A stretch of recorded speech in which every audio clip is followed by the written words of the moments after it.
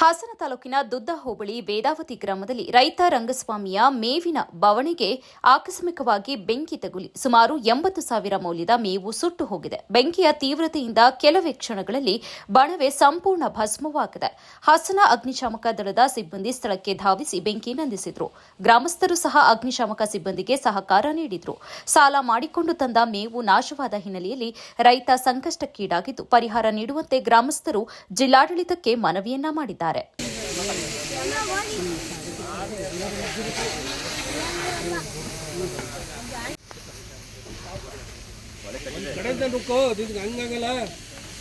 ನಾರಾಯಣ ಸ್ವಲ್ಪ ನುಗ್ಬೇಕಣವ ಈ ಕಡೆ ಬಾ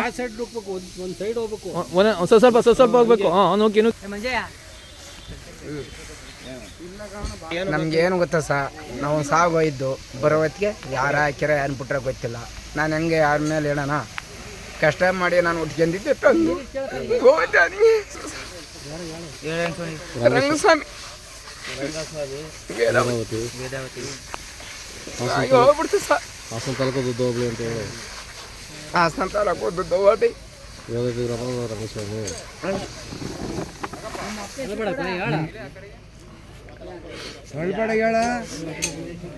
ಗೊತ್ತಿಲ್ಲ ಸಾವು ಯಾವ ಮಲ್ಲಿ ಯಾರು ಬರಲಿಲ್ಲ.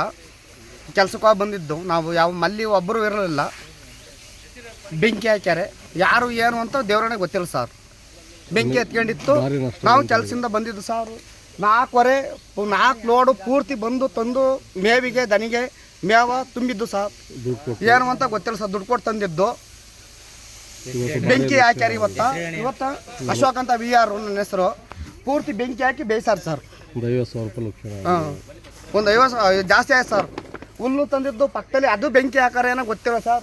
ಒಟ್ಟಿಗೆ ಪೂರ್ತಿ ಬೆಳೆ ಎಲ್ಲ ಪೂರ್ತಿ ಬೆಂದೋಯ್ತು ಸರ್.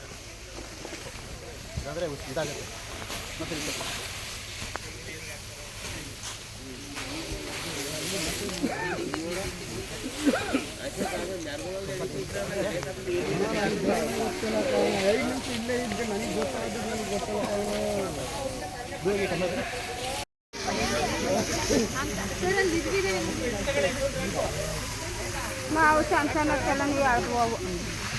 ನೀವೇನು ಹೇಳೇನು ನಾವು